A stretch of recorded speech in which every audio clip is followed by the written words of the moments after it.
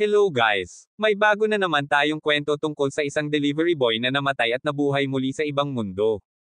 Nagsimula ang kwento kay Shui Huyu, bida sa ating kwento sa isang tagahatid ng pagkain. Hintayin mo ako. Papunta na ako. Malapit na ako. Sambit ng ating bida na si Shui Huyu.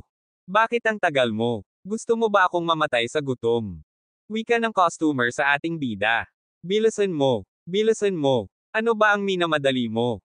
Sambit ng ating bida habang sumisigaw sa kanyang cellphone. Wala pang namatay sa gutom dahil sa akin. Seryoso. Malapit na talaga ako. Wika ng ating bida na si Shui Huyu. 1 minuto na lang, dumating bago mag 12:00. Deliver West Street no. 44 na Defu Building 1801. Nandito na ako. Dito ito. Sa isip-isip ng ating bida. Wika ng ating bida habang sumisigaw. Hayop. 60 segundo na lang bago malate ang delivery. Sumpa naman. Nasa antas 18 pala ito. Bilisan mo. Bilisan mo. Habang pinipindot-pindot ang bottom ng elevator. Bakit pababa ito? Tanong ng ating bida. Ano bang nangyayari? Bakit pababa ito?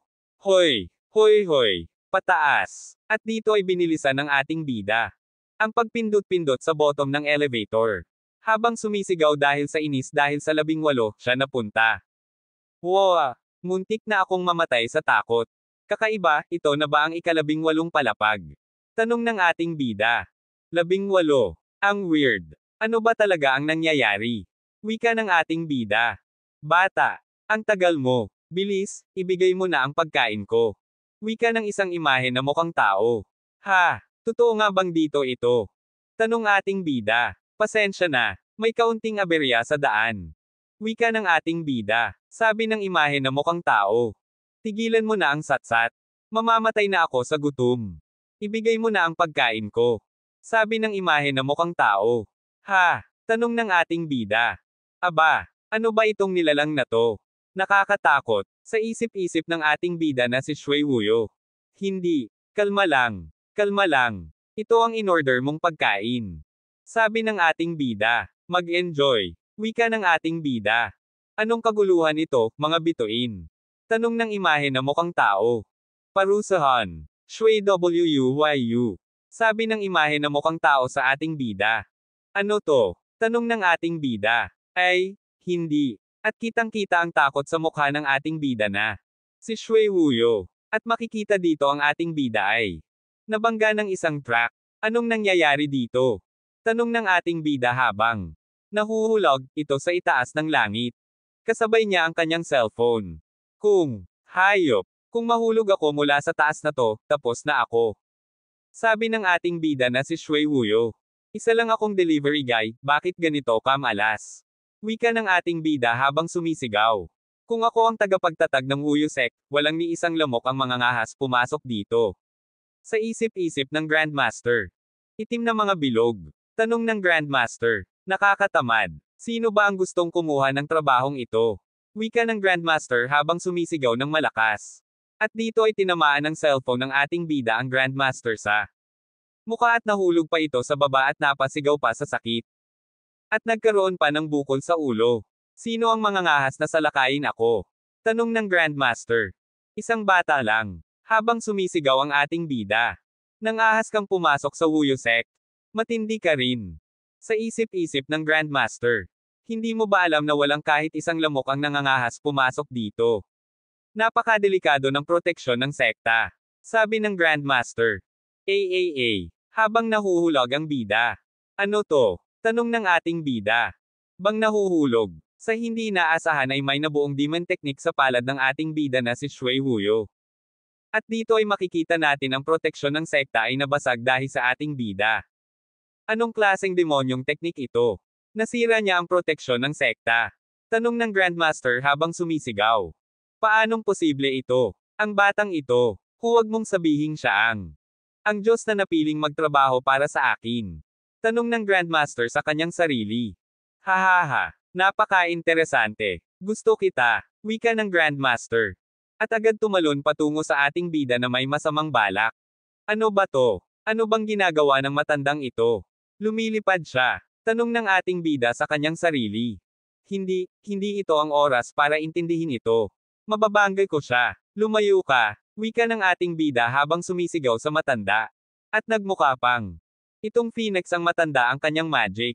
Huwag kang matakot. Ako ay isang eksperto sa deity transformation realm. Madali kitang masasalo, sabi ng matanda sa ating bida. Sa hindi inaasahan pangyayari, ay nag-activate ulit ang magic ng ating bida sa kanyang palad. Ano to? Tanong ng matanda. Ang lakas ko ay hinihigop. Habang siya'y nagugulat. Hindi, sobra naman ang kapangyarihan ng batang ito. Sabi ng matanda, sigaw ng matanda sa ating bida. Tama na ang pagsipsip, kundi, mawawalan ako ng enerhiya. Habang nakalabas, ang kanyon pustiso. Bata, matindi ka nga. Pero hindi pa ito sapat para talunin ako. Kaya, wika ng Grandmaster sa kanyang sarili. Hindi nakita gusto. Sigaw ng matanda, habang umiiwas sa magic ng ating bida. Kaibigan, tama na. Tumigil ka na. Wika ng matanda sa ating bida habang sumisigaw. Mga kamay mo, sabi ng ating bida. Hindi mo ba kayang itoon ang mga ito sa likod mo? Hindi ako mapakali. Sabi ng matanda sa ating bida. Hindi ko kaya. Hindi ko makontrol ang mga kamay ko. Wika ng ating bida. Ikaw na tanga. Hindi mo ba magamit ang kabilang kamay mo para pigilan ito?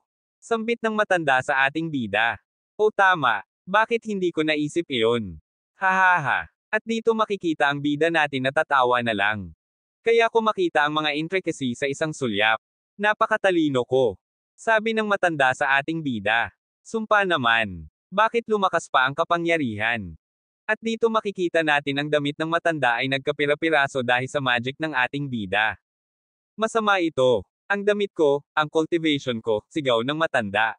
At dito tumama na nga ang palad ng ating bida sa matanda at dito ay makikita natin ang lakas ng impact sa nabagsakan nila. Nasaan ang prinsipyo mo? Ha! Ayos lang ako. Muntik na akong mamatay sa takot. Wika ng ating bida. Kaibigan, pwede mo bang alisin ang paa mo sa akin? Sabi ng matanda. Ha! Pasensya na. Wika ng ating bida na si Shui Wuyo. Matanda, ayos ka lang ba? Tanong ng ating bida. Ubo-ubo. Ayos lang ako. Ako ang matandang ninuno ng Wuyo sect. Hindi basta-basta masasaktan. Sabi ng matanda. Matanda, anong ginagawa mo? Tanong ng ating bida habang sumisigaw. Mag-usap tayo ng maayos, hindi mo na kailangang lumuhod. Sabi ng ating bida. Sa isip-isip ng matanda. Sumpa. Lahat ng naipon kong cultivation ay sinipsip. Ang batang ito, hindi siya pangkaraniwan.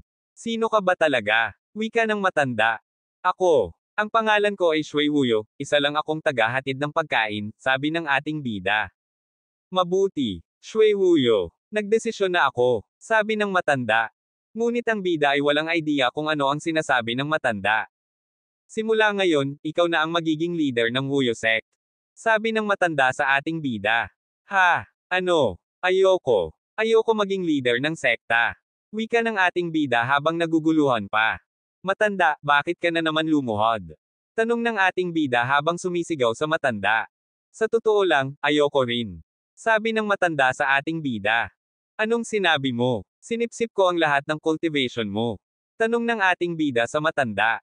Oo, Shui Wuyo. Ang papel bilang leader ng Wuyo sect ay sayo na ngayon. Sabi ng matanda. Ayoko nito. Gusto kong ibalik ito sayo. Sambit ng ating bida sa matanda. Sumpa naman. Hindi ko maibalik. Sa isip-isip ng ating bida habang siya naguguluhan. Haha. Oras na para magretiro. Sabi ng matanda. Hindi, sabi ng ating bida habang umiiyak. Magpakatatag ka. Shui Wuyo. Ang Wuyo sect ay may magagandang bundok at malinaw na tubig. Punong-puno ng espiritual na enerhiya, ang perpektong lugar para mag-cultivate. Ngunit may ilang mga bagay na ang leader mismo ang kailangang humarap. Sambit ng matanda sa ating bida. Shi! Tandang pananong. Bakit mo ako sinelyuhan ng 1,000 taon? Shui Wuyo. At dito ay makikita natin ang isang nilalang ang magpapakita sa ating bida. Ano? Siguraduhin mo. Mali ang tao na hinahanap mo. Kada rating ko lang dito. Sabi ng ating bida. Sabi ng demonyo sa ating bida. Gusto ko ang buhay mo. At dito ay makikita natin na aatakihin niya na ating bida. Hindi. Sigaw ng ating bida. Habang nakaharap ang kanyan palad sa demonyo. At dito makikita natin ang enerhiya ng demonyo ay inaabsorb ng ating bida. Ano ang ginawa mo sa akin? Tanong ng demonyo sa ating bida. Kasunod nito ay makikita natin matapos ay absorb ng ating bida ang enerhiya ng demonyo ay nagbago. Ito at napalitan ng isang babae. Dito muna magtatapos ang ating kwento kung nagustuhan mo ang ating kwento, mag-iwan ng komento. At like na din at paki-subscribe. Salamat.